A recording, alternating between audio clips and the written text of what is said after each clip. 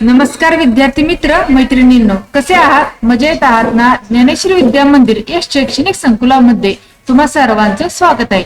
विद्यार्थी मित्रांनो, तुम्ही आपल्या ज्ञानेश्वरी विद्या मंदिर व स्वामी समर्थ ई लर्निंग या युट्यूब चॅनलला सबस्क्राईब केले का?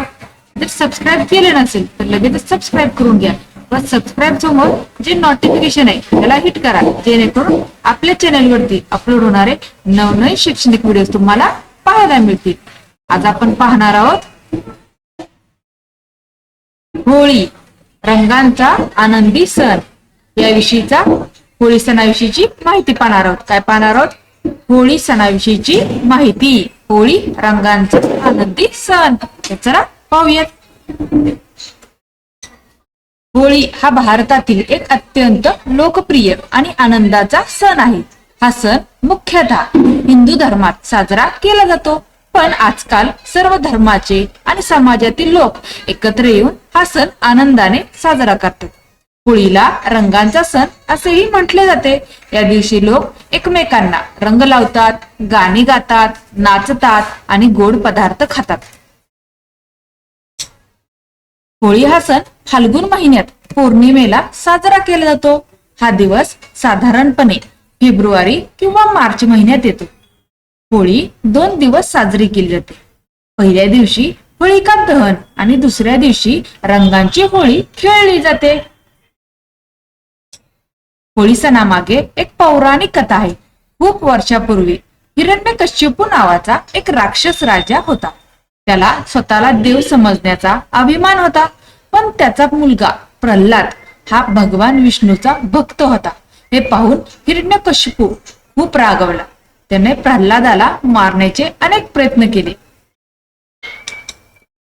हिरण्यकश्यपूची बहीण होळिका हिला अग्नीत न जळण्याचा वर होता. तिने प्रल्हादाला मांडीवर घेऊन अग्नीत बसण्याचे ठरवले, पण देवाच्या कृपेने प्रल्हाद वाचला आणि होळिका जळून गेली. त्यामुळे चांगुलपणाचा वाईटावर विजय झाला. याच घटनेच्या स्मरणार्थ होळिका दहन केले जाते. पहिल्या दिवशी संध्याकाळी लोक लाकूड, काडी कचरा गोळा करून होळी पेटवतात. या अग्नीत वाईट गोष्टी जुळून जातात असा समज आहे. लोक होळीची पूजा करतात आणि प्रदक्षिणा घालतात. दुसऱ्या दिवशी रंगांची होळी खेळली जाते. लोक एकमेकांवर रंग, गुलाल आणि पाणी टाकतात. बुरा न मानो होली है असे म्हणत सगळे मजा करतात.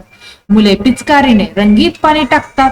या दिवशी सर्वजण जुने मतभेद विसरून एकमेकांना मिठी मारतात.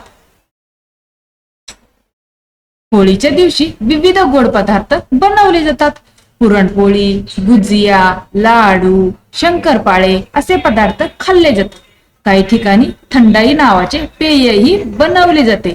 घराघरात आनंदाचे वातावरण असते. होळी हा सण एकता आणि बंधुभाव वाढवतो. या दिवशी श्रीमंत, गरीब, लहान मोठे, स्त्री पुरुष सर्वजण एकत्र येतात. हा सण आपल्याला वाईट सवयी सोडून चांगल्या मार्गावर चालण्याची शिकवण देतो.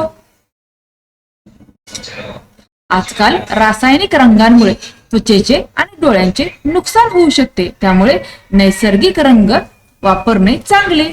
पाण्याची बचत करणेही महत्वाचे आहे. पर्यावरणपूरक होळी साजरी करणे ही काळाची गरज आहे. होळी हा आनंद, प्रेम आणि एकतेचा सण आहे.